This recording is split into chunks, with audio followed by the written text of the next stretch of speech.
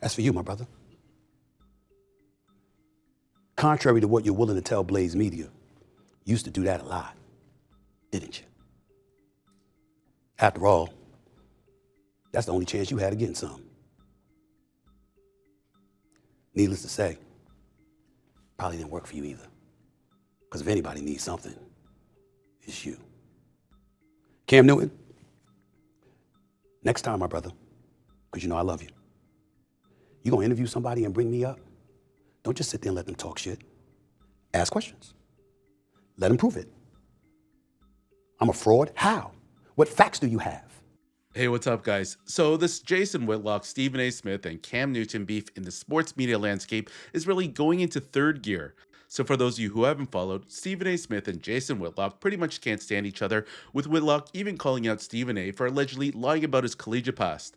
Anyways, a few days ago, Cam Newton decided to have Whitlock on his podcast, and the interview lasted for about an hour and a half.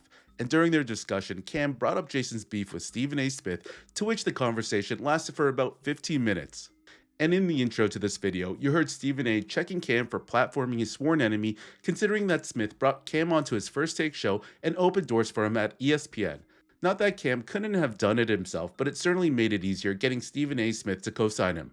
Anyways, Cam Newton decided to respond to Stephen A. Smith, and here's what he had to say. Work. You see what I'm saying? Yeah. So to my point, why, Cam, did you allow Jason to come on and have so much strong opinion about Stephen A? Why? Is because it happened to Carmelo when Stephen A went and talked about LeBron. That is true. You cannot allow people to come on your platform and you control how it goes. You only can allow them to speak their truth, how they know their truth to be. And if you don't know, you can respectfully say, hey, I don't know if this is true or not. So when Stephen A. says you didn't hammer down on the question, I didn't know that it was a lie. Yeah. I didn't. I'm going off of what he's saying. Yeah. You know him as a person. I didn't know. Let me say it like this. I didn't know it was a lie, and I didn't know if it was the truth of what you've known. But you allow people to speak their piece, not controlling what they say. And the biggest thing that you can do now is, and as Stephen A. said it, is for him to come on the show. It's for him to talk more about this discussion. I think the biggest thing, though, that you had two different types of comments. On social media, they seen it.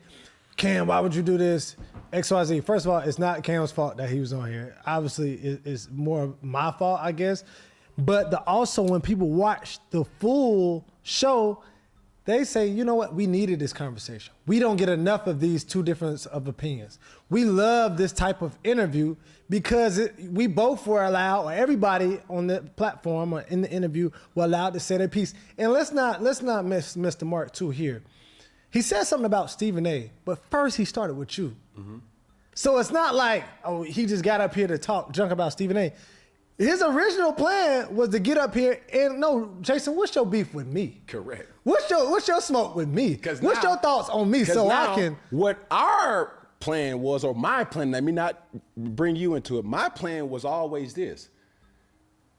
Jason, you speak about my fashion decisions. Correct. And me wearing these crazy hats. But brother, you were on TV, right? With hats on. Yeah. Oh, they weren't fly as these. They weren't, but you were trying. That's opinionated. Yeah, facts. You wore hat. You took fashion serious. You were on TV, bro. Yeah. You're responsible for how your image is. Yeah. So at one point, you were outside the box with your presentation, but don't castrate me. Yeah. Because now you see, man, Cam puts more attention on his outfits or his fashion than football. That's not true. That's not true. And you can't say certain things if they are not true, right? Yeah. So as we keep going. Yes. And one thing about both of them, before we even move on to these next two, one thing I can respect is that they both, Stephen A. Smith and Jason Whitlock, have strong opinions, and they will live and die by their own opinions, whether you agree or disagree with them. Yeah, and that's respect. And what I wanted to say to bring closure to this, you cannot control who saying what?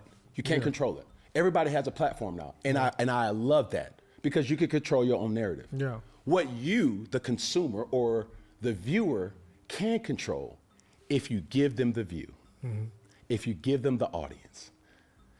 Everybody, at one particular point, dare I say, was early in the game, but just having a platform that people listen to, everybody got all these platforms and these podcasts nowadays, it's going to double. Yeah. Because if you do the market research of the amount of money that Prime and Amazon is Prime, Netflix and HBO is spending on content, it's alarming. And you too should get into content.